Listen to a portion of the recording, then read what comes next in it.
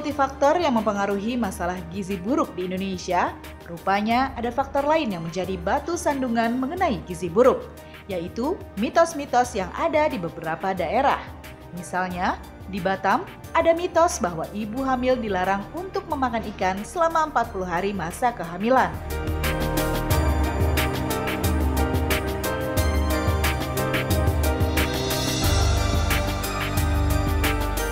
Berikutnya, mitos di Atambua, Nusa Tenggara Timur.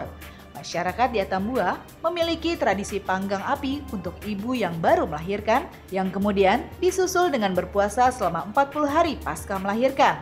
Hal tersebut mengakibatkan hampir 40% anak mengalami stunting atau gizi buruk.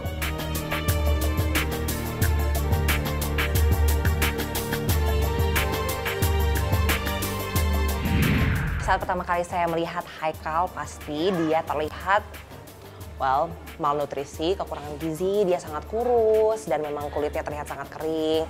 Dan memprihatinkan banget sih kondisi dia sekarang. Dia mulai berat badannya tuh turun 2 tahun yang lalu sejak dia umur 4 tahun, di mana ayahnya meninggal. Pas ayahnya meninggal, katanya memang dia mulai sulit makan, terus sudah mulai malas beraktivitas, dan itu benar-benar ya saya bisa mengerti lah. Hal itu benar-benar menyedihkan, dan sejak kira-kira 6 bulan yang lalu, Haikal terdiagnosa dengan flek. Ya, flek dalam bahasa kedokteran biasanya maksudnya tuberkulosis, dia batuk lama, dan berat badannya di situ juga mulai turun drastis. Karena memang anak-anak dengan TB pasti, dan dewasa juga pasti berat badannya akan turun jauh. Jadi dari dulu sampai sekarang pasti berat badannya sangat menurun. Tapi 2 minggu ini katanya membaik sih, jadi saya senang mendengarnya.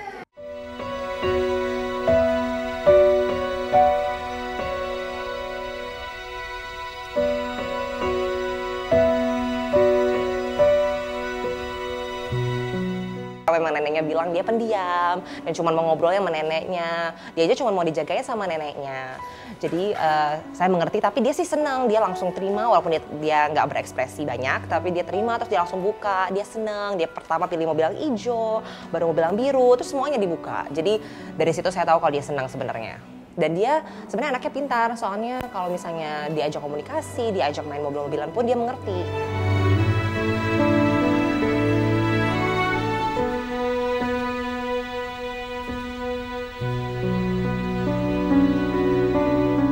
Bona bener-bener sosok yang menginspirasi saya, karena dia anaknya banyak, cucunya banyak, dan dia memang kehilangan anaknya yaitu ayah Haikal. Dan walaupun itu memang dia tadi kelihatan sedih pas menceritakan tentang ayahnya Haikal yang meninggal, namun dia tetap kuat dan dia tetap senang semangat menjaga Haikal. Setiap hari dia bilang dia sama sekali tidak pernah pulang karena Haikal memang mau cuma dijaga sama neneknya.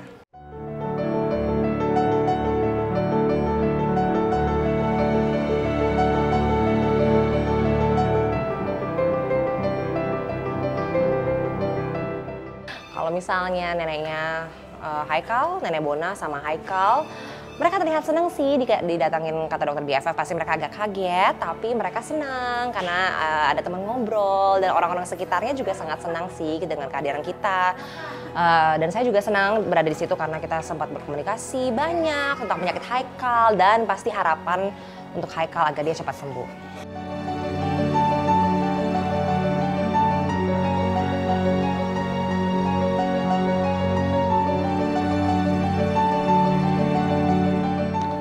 Saya senang banget karena pemerintah Indonesia sudah mulai membantu orang-orang dengan kekurangan gizi. Jadi pastinya lebih mudah saat orang memiliki informasi atau masyarakat sudah mulai tahu tentang kekurangan gizi ini, dia bisa membawa anak mereka untuk menimbang setiap 6 bulan untuk tahu kalau misalnya anak mereka tuh gizinya normal nggak sih.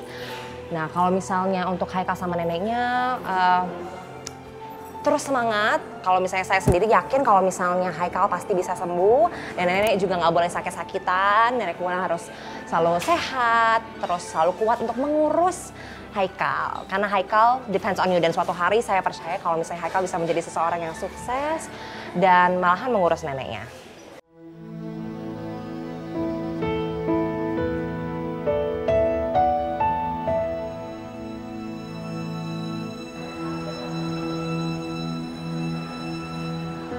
Pemirsa, tak ada seorang pun di dunia ini yang ingin sakit, terutama seperti Haikal.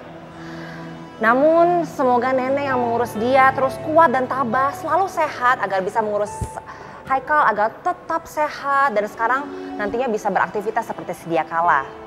Dan bagi kita, bagi Anda dan saya, mari kita jaga kesehatan kita, pola hidup yang sehat, olahraga yang teratur, dan gizi yang seimbang. Terima kasih telah mengikuti perjalanan saya hari ini. Saya Dr. Natasha Finsky, hanya di Kata Dokter BFF. Because we're best friends forever.